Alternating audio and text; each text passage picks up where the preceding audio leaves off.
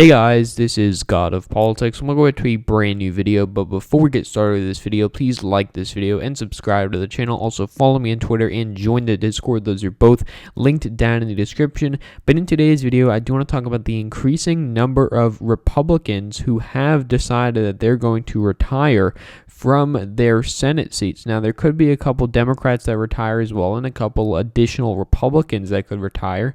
But so far, there are 4 Republicans that have announced they are retiring. That is Rob Portman in Ohio, Pat Toomey in Pennsylvania, Richard Burr in North Carolina, and Richard Shelby in Alabama. Now, this is very important. Not necessarily the Alabama seat because Alabama is a safe Republican state. Richard Shelby's been around since 1986, I believe, the first time he's elected, back when he was a Democrat. He switched to the Republican Party after 1994, which is the big wave year for Republicans, and he's been elected as a Republican ever since, but he will be retiring in 2022. But for the other 3 seats, it is very crucial because these are somewhat swing states. Many people wouldn't consider Ohio a swing state anymore, but it was in the past, and it is a little bit of a closer state, so I am going to be talking about it. You know, if you want to look at the ratings, of course, Alabama is rated as a solid or safe R state. Of course, that is going to make sense. If you look, however, at the state, if we go down the list here, state of Pennsylvania, listed as a toss-up battleground as that open seat. North Carolina listed as a toss-up and lean R by Sabato's crystal ball. And then finally, if we look at Ohio, it's rated as lean R and lean R by Cook Political Report, safe R by Inside Elections, and likely R by Sabato's crystal ball. I don't believe that Inside Elections has, actually maybe they've updated it for Rob Portman not running, but there are going to be, it is going to be very crucial to see these Republican retirements because it actually could bode well for Democrats, I do believe, because of course Republicans, for one, aren't going to have the incumbency advantage that they would usually have. For example, if we look at Ohio, you know, Rob Portman's a very good candidate who won by almost 21 percentage points in 2016. You can also look at Richard Burr, who won by quite a substantial margin in 2016. He ran ahead of Donald Trump, winning by 5.7 percentage points against now Congresswoman Deborah K. Ross.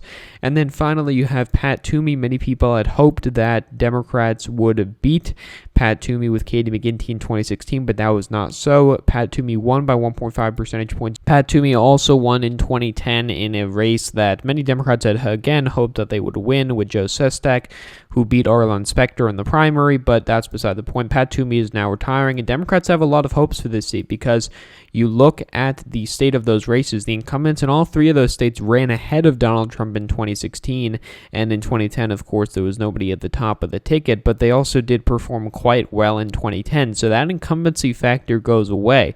And if you're also factoring in the fact that there's usually going to be a more favorable national environment to the party that is not in power, usually open seats are a little bit more resistant of that, because if you look at a lot of seats with Democratic incumbents, when you have higher turnout amongst the, in this case, Republican side, they're going to have to look at the voting record of that Democrat and compare it, and often that is the reason that they lose. But they don't have that same luxury when looking at an open seat because there's no Democratic incumbent to compare it to. There's no incumbent at all to compare it to. So, you know, for example, in Pennsylvania, John Fetterman can run more in the ideas. He can separate himself from Joe Biden if he's unpopular, and he can separate himself from Joe Biden when he needs to. Same thing in North Carolina with Jeff Jackson. Same thing with whoever Democrats run in Ohio. So I do think that it is a net benefit for Democrats to have these Republican incumbents retire.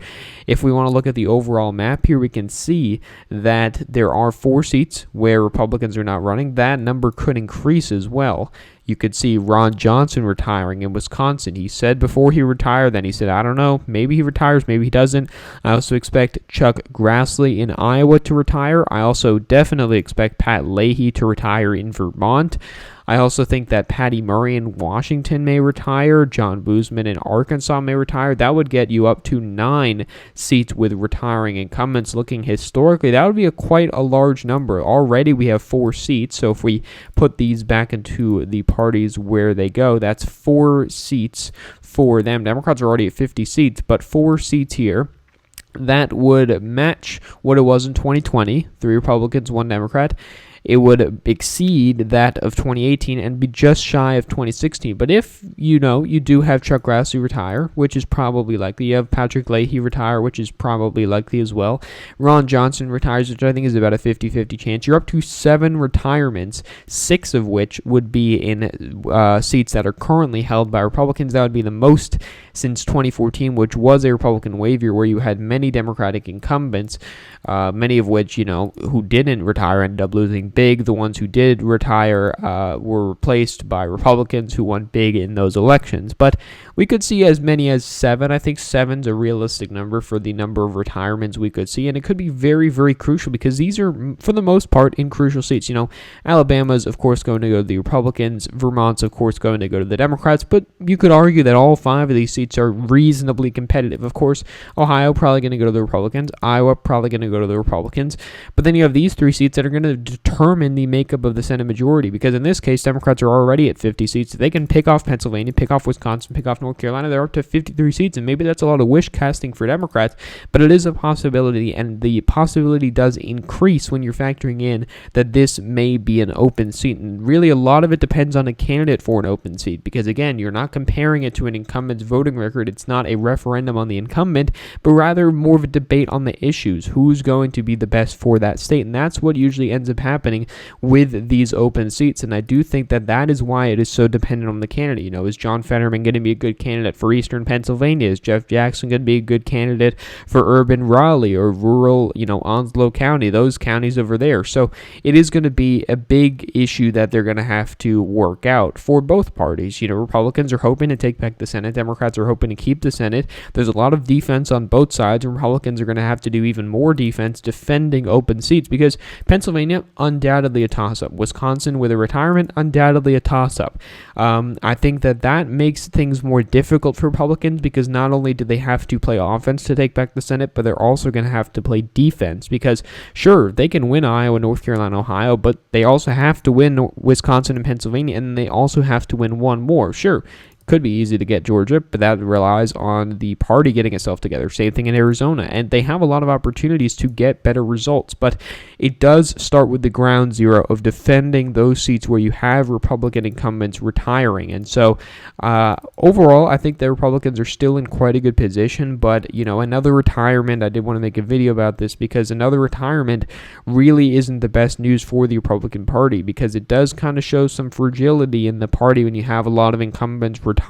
But we will see how it ends up turning out. Of course, I'm going to keep covering it further into the elections. We're only in February of 2021. We have many months to go until the actual election, but the election is going to be very, very interesting. So thank you all for watching this video. Please like this video and subscribe to the channel. Also follow me on Twitter and join the Discord. Those are both linked down in the description. But again, guys, thank you all for watching this video, and I will see you guys later.